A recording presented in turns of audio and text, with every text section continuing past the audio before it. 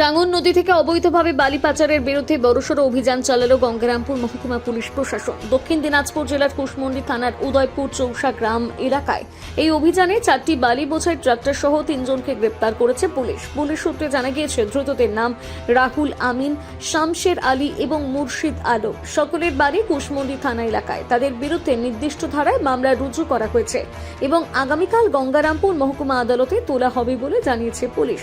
স্থানীয় সূত্রে জানা যায়, দীর্ঘ কয়েক মাস ধরে উদয়পুর চৌসা গ্রাম সংলগ্ন টাঙ্গন নদী থেকে অবাধে অবৈধভাবে বালি উত্তোলন ও পাচার চলছিল। এই নিয়ে এলাকার ক্ষোভও তৈরি হয়েছিল। বিষয়টি গোপন সূত্রে পৌঁছে যায় গঙ্গারামপুর মহকুমা পুলিশ আধিকারিক শুভতোষ সরকারের কাছে। বৃহস্পতিবার সেই তথ্যের ভিত্তিতে শুভতোষ সরকার তার টিম নিয়ে চৌসা এলাকায় হানা দেন।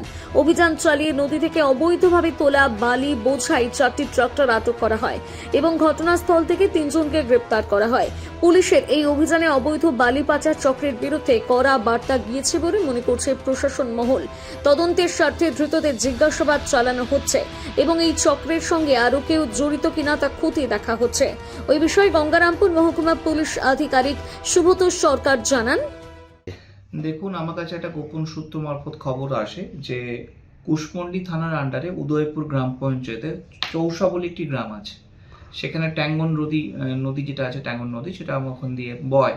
তো সেই নদীর রিভার বেড থেকে কিছু ইললিগাল স্যান্ড মানে মাইনিং হচ্ছিল, সেটা আমি খবর পাই। আজকে যাই আমি আমার টিম নিয়ে এবং সেগুলোকে আমরা অ্যাপ্রিহেন্ড করতে পারি আর কি। 4টি ট্রাক্টর আমরা অ্যাপ্রিহেন্ড করেছি এবং 3 জনকে আমরা অ্যাপ্রিহেন্ড করতে পেরেছি। তো স্যার, তারা কি স্যার মানে অবৈধভাবে বালি পাচার করছিল? হ্যাঁ, প্রিলিমিনারি তাই আমরা জানতে পেরেছি এবং সেই জন্যই আমরা তাদের অ্যারেস্ট করেছি। স্পেসিফিক কেস আমরা স্টার্ট করব।